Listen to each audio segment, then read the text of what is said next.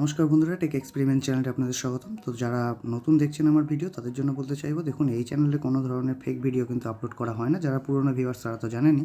তো আপনাদের এই ভিডিওগুলো দেওয়ার উদ্দেশ্য একটাই, যারা আমার মতো ইলেকট্রনিক্স হবিস্ট আছেন তারা যেন কম বেশি কিছু নলেজ নিতে পারেন। তো দেখুন এখানে পিসিবিটিকে আমি আপনাদের কিছুটা নলেজ দিয়ে দিই।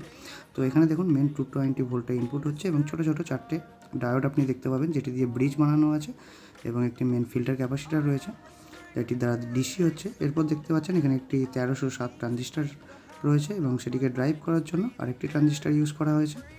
তো এরপর দেখুন এখানে সাদা রঙের একটি অপ্টো কাপলার রয়েছে। এছাড়া এখানে কিছু জেনার ডায়োড, কিছু রেজিস্ট্যান্স এবং একটি ড্রাইভিং ট্রান্সফর্মার এবং LM358 একটি আইসি রয়েছে এবং TL431, তার পাশেই রয়েছে TL431 এবং দেখতে পাচ্ছেন সম্পূর্ণ এরকমই সার্কিটটি। তো দেখুন এর প্রবলেমটা প্রথমে আপনাদের দেখাই। তো এর প্রবলেমটা এটাই যে চালু তো হচ্ছে কিন্তু ব্যাটারি চার্জ হচ্ছে না, মানে সবসময় ব্যাটারির সিগন্যাল ফুল দেখাচ্ছে, গ্রিন লাইট সবসময় জ্বলে আছে এবং আউটপুটও দেখতে পাচ্ছেন কোনো ভোল্টেজ কিন্তু আউট হচ্ছে না। তো এটাই এর সমস্যা। এবার দেখব এই সমস্যাটি কোথা থেকে এসেছে। তো আরেকবার আপনাদের দেখাই, দেখুন গ্রিন লাইটটি কিন্তু জ্বলে গেছে কিন্তু কোনো ভোল্টেজ কিন্তু আউট হচ্ছে না। তো যারা চ্যানেলে প্রথমবার এসেছেন অবশ্যই চ্যানেলটিকে সাবস্ক্রাইব করবেন, কারণ আমরা এই ধরনের রিপেয়ারিংমূলক ভিডিও প্রায় আনতে থাকি। তো দেখুন এখানে আউটপুটের যে তার দুটি রয়েছে পিসিবিতে লাগানো, দেখতে পাচ্ছেন একটি নীল একটি লাল, একটি পজিটিভ একটি নেগেটিভ। তো এখানে দেখতে পাচ্ছেন যে নেগেটিভ ওয়্যারটি রয়েছে এখানে একটু উল্টোভাবে লাগানো রয়েছিল, তাই পজিটিভ নেগেটিভ উল্টো আছে। তো এটি এখানে নেগেটিভ ওয়্যারটি দেখুন একটি পাতলা ট্র্যাকের মাধ্যমেই কানেক্ট করা ছিল। তো যে ট্র্যাকটি এখানে কেটে গেছে আপনারা দেখতে পাচ্ছেন আশা করি। তো এই ট্র্যাকটির মাধ্যমেই কিন্তু এই নেগেটিভ লাইনটি পাস আউট হচ্ছিল।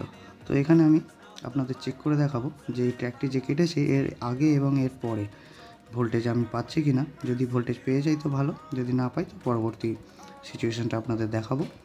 তো প্রথমে আমি চার্জারটিকে অন করে নিই। দেখুন এখানে 14 ভোল্ট কিন্তু এসে যাচ্ছে, এই দিকের পয়েন্টে 14 ভোল্ট আছে, ওই দিকের পয়েন্টে কিন্তু কোনো ভোল্টেজ নেই। তার মানে দেখতে পাচ্ছেন এই পাতলা যে ট্র্যাকটি ছিল এটি ওয়ান কাইন্ড অফ ফিউজ, এটাকে ফিউজ আকারে ইউজ করা হয়েছে, কারণ আউটপুটে আমরা কোনো ফিউজ পাইনি, এটি ফিউজ আকারে ইউজ করা হয়েছে। ফিউজটি বার্ন হয়ে গেছে। তো ফিউজটিকে এখানে আমরা একটি তারের সাহায্যে শর্ট করিয়ে দেবো। তারপর আমরা সিরিজ লাইনে চেক করব যে ভোল্টেজটি আউট হচ্ছে কি না। আপনারা যে কোনো পাওয়ার সাপ্লাই রিপেয়ার করার সময় সবসময় সিরিজ লাইন ইউজ করবেন। সিরিজ বোর্ড যদি বানাতে না জানেন তো ভিডিও আমি অলরেডি আগে বানিয়ে দিয়েছি, তো আপনারা দেখে নিতে পারেন। তো এখানে দেখতে পাচ্ছেন আমি ফিউজটিকে জুড়ে দিয়েছি এবং মাল্টিমিটারটিকে কানেক্ট করে নিয়েছি আউটপুট ওয়্যারের সঙ্গে। তো লাইন দেওয়ার সাথে সাথে দেখতে পাচ্ছেন 14.6 ভোল্ট কিন্তু আউটপুট হতে শুরু করে দিয়েছে, কিন্তু গ্রিন লাইটটি এখনও গ্রিন রয়েছে, কারণ এতে যতক্ষণ না লোড পড়বে ততক্ষণ কিন্তু রেড এলইডি জ্বলবে না। মানে এখন ব্যাটারি ফুল দেখাচ্ছে, কেননা ব্যাটারিতে এখন কানেক্ট করা নেই। তো লোড দেওয়ার জন্য একটি ব্যাটারি আমি এখানে নিয়ে নিয়েছি। দেখতে পাচ্ছেন আউটপুট ওয়্যারটিকে একটি চিমটির মাধ্যমে আমি কানেক্ট করে নিয়েছি। তো এখানে ব্যাটারিটি কানেক্ট করার সঙ্গে সঙ্গে কিন্তু গ্রিন লাইটটি আপনার পিসিবিতে জ্বলতে থাকবে, যেমনটা দেখতে পাচ্ছেন হালকাভাবে জ্বলছে। এরপর আমি এখানে সাপ্লাইটিকে অন করব, মানে লাইন অন করব। তো দেখতে পাচ্ছেন এখানে রেড ইন্ডিকেশান এসে গেছে, মানে ব্যাটারি আমাদের চার্জ হতে শুরু হয়ে গেছে। তো এভাবে আপনারা স্প্রে মেশিন রিপেয়ার করতে পারেন।